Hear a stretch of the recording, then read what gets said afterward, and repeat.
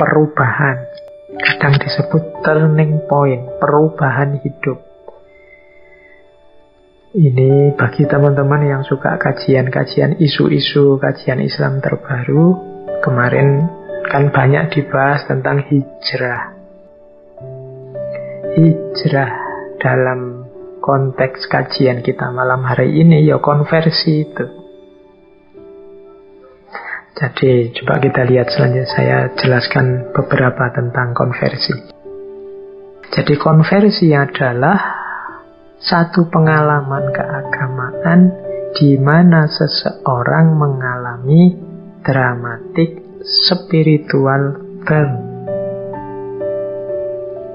Jadi ada pembalikan, ada spiritual turn, pembalikan spiritual yang dramatis. Ya bentuknya macam-macam. Misalnya dari tidak beragama jadi beragama. Orang tidak percaya Tuhan terus mengalami ujian hidup yang luar biasa sampai dia pontang-panting kemudian sadar, wah, ternyata aku itu lemah. Terus masuk agama. Itu bisa dari tidak beragama ke beragama. Atau ada kalanya juga dari satu agama ke agama yang lain. Ini kisah mu'alaf atau kisah murtad. Itu jenis konversi juga. Mu'alaf itu berarti dari luar Islam ke Islam, atau murtad dari Islam keluar Islam. Nah, itu jenis konversi juga. Dramatic spiritual turn. Biasanya ada momen-momen peristiwa-peristiwa pendahuluan yang membuat dia kemudian balik. Dari beragama tidak serius menjadi beragama sangat serius. Itu juga sejenis konversi. Kemarin cuek sama agama. Ya kalau ditanya agama sih, ya saya Islam Pak, saya. Tapi mungkin asal-asalan saja, tidak terlalu peduli sama agamanya. Tapi mengalami peristiwa tertentu, momen tertentu, mungkin kesulitan tertentu, terus dia balik. Dari semula cuek, sekarang saya harus serius beragamanya. Saya harus, mungkin Allah mengingatkanku selama ini aku tidak serius menjalani agama dan seterusnya. Nah, ini juga jenis konversi. Ya, contohnya fenomena hijrah yang kemarin rame. Kemudian kalau dalam sufi taubat yang nasuha, taubat yang serius, bukan taubat yang hanya retorika, itu juga jenis konversi. Jadi hubungannya dengan perubahan gaya hidup yang drastis. Dramatic spiritual turn. Nah, modelnya biasanya 3. Kalau di William James itu, konversi itu anugerah Tuhan. Ada kalanya setelah orang lama hidup dalam kegelapan, lama hidup dalam kekacauan, lama hidup dalam jauh dari Tuhan, jauh dari agama, tiba-tiba mendapat pencerahan. Yo, kalau cerita misalnya dulu kita pernah mengkaji Sunan Kalijogo. Waktu mudanya pernah jadi berandal, namanya Berandal Lokojoyo. Nah, nanti antara lain pertemuan beliau dengan Kanjeng Sunan Bonang membuat dia mengalami dramatic spiritual turn. Sebenarnya sebelumnya dia juga mengalami peristiwa pahit, kegelisahan, kegalauan hidup. Wong beliau anaknya bupati. Cuma digambarkan punya kegelisahan hidup sendiri sehingga ekspresinya adalah kenakalan-kenakalan. Sampai kemudian diusir dari istana, kemudian di luar jadi berandal, kemudian mengalami dramatic spiritual turn, pertobatan. Nah, ini gaya pertama. Setelah lama hidup galau, hidup gelisah, berakhir dengan pencerahan. Jadi ini jenis konversi. Ada juga gaya kedua, pencapaian setelah lama mencari. Kalau ini memang, kalau yang pertama tadi kan tidak ngiro, tiba-tiba menemukan peristiwa terus jadinya mengalami konversi. Ada yang memang sejak awal mencari. Sudah lama Pak saya Tidak seret dengan gaya hidup saya, tidak seret dengan ajaran yang sekarang saya jalani. Kemudian dia baca-baca, dia mencari guru ke sana kemari, dia pokoknya menuntut ilmu. Ini pencarian spiritual. Sampai di titik tertentu ketemu yang dia inginkan. Nah, itu pencapaian setelah pencarian spiritual yang panjang. Ya kalau mau ilustrasi, misalnya kisahnya Imam Ghazali waktu beliau mengalami kegelisahan-kegelisahan intelektual. Bisa dibaca di Al-Munqidh Minadh Dhalal. Bagaimana beliau menjelajahi semua ilmu. Ilmu-ilmu yang kelihatan empiris sampai ilmu-ilmu yang rasional. Dan nanti berakhir di ilmu tasawuf, kesufian. Yang di situ beliau merasa menemukan kebenaran yang sejati. Ini gaya konversi kedua. Proses konversi yang kedua. Proses yang ketiga, kalau ini sama sekali baru. Jadi pengalaman yang tidak dirasakan sebelumnya. Kan kadang-kadang ada itu kan orang tidur tiba-tiba mimpi ketemu siapa. Orang zaman dulu, orang soleh zaman dulu, wali siapa. Begitu bangun dia berubah sudah hidupnya. Cara pandangnya terhadap dunia juga berubah. Nah, ini pengalaman yang tidak dirasakan sebelumnya, sekarang dirasakan. Jadi membuat dia mengubah cara hidupnya. Nah, itu konversi namanya. Jadi kalau ada yang ingin meneliti, kok sekarang banyak ya Pak fenomena hijrah, teman-teman yang hijrah dalam tanda petik dengan definisi hari ini, mengubah gaya hidupnya secara drastis. Itu kerangka-kerangka berpikir dari William James ini mungkin bisa dipertimbangkan. Apa sih yang dirasakan oleh seorang yang akan konversi itu?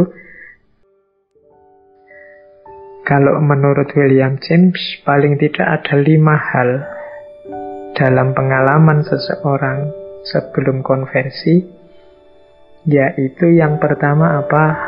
A loss of worry. Hilangnya rasa takut, rasa gelisah, rasa bingung, rasa penasaran, itu hilang. Ini membuat orang konversi.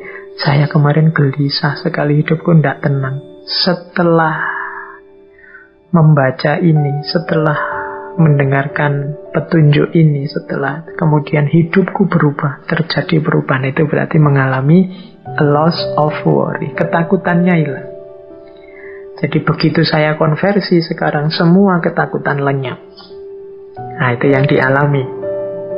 Jadi bagi yang membaca fenomena hijrah, boleh nanti wawancara-wawancara tentang pada teman-teman yang kita anggap sudah hijrah, pasti ada unsur loss of worry. Dia sekarang tenang.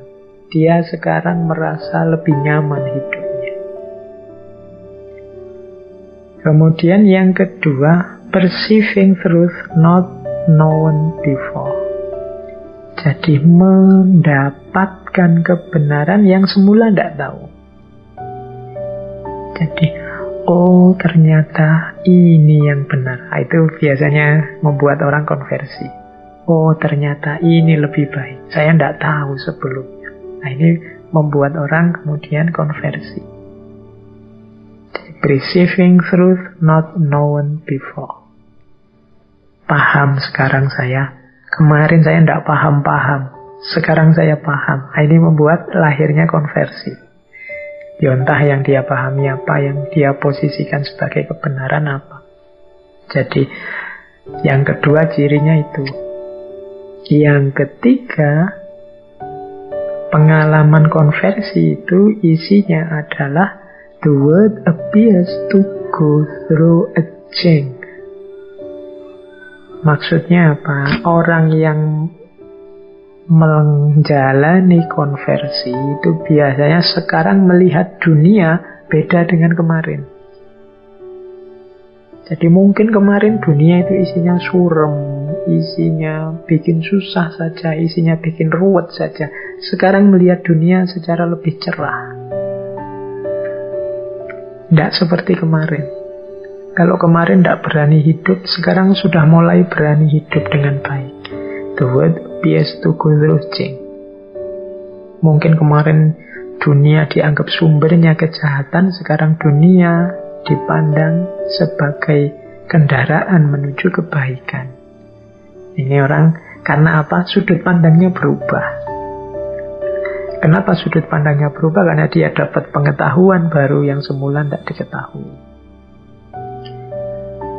Nah, yang keempat, ecstasy of happiness.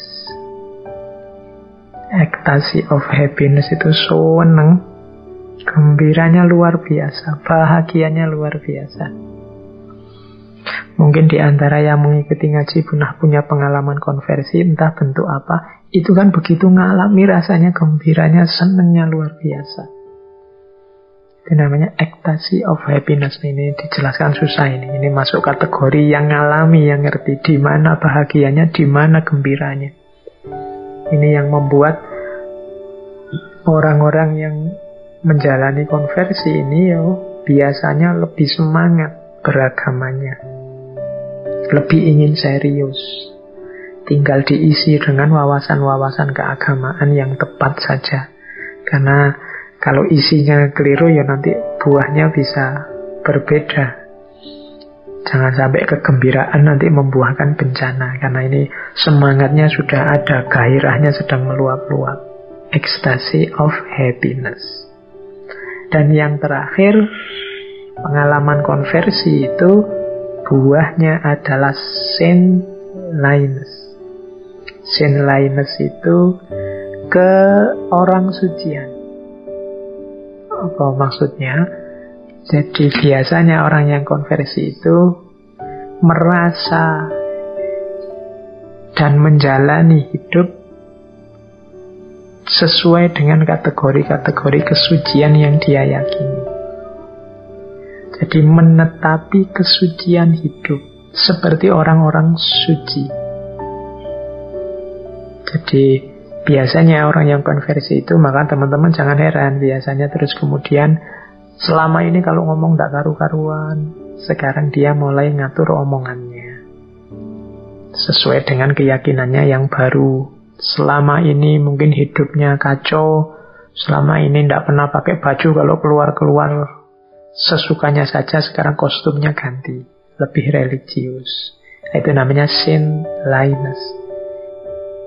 Jadi buah dari pengalaman konversi tadi. Maka jangan heran kalau punya sahabat, punya teman mengalami konversi ini. Ciri-ciri 5 ini insya Allah ada dalam dirinya. Tinggal kita meresponnya seperti apa. Paling tidak mereka ini sudah unggul dalam hal semangat beragama atau keseriusan beragama. Orang yang tidak serius beragama ya tidak akan menemukan turning point.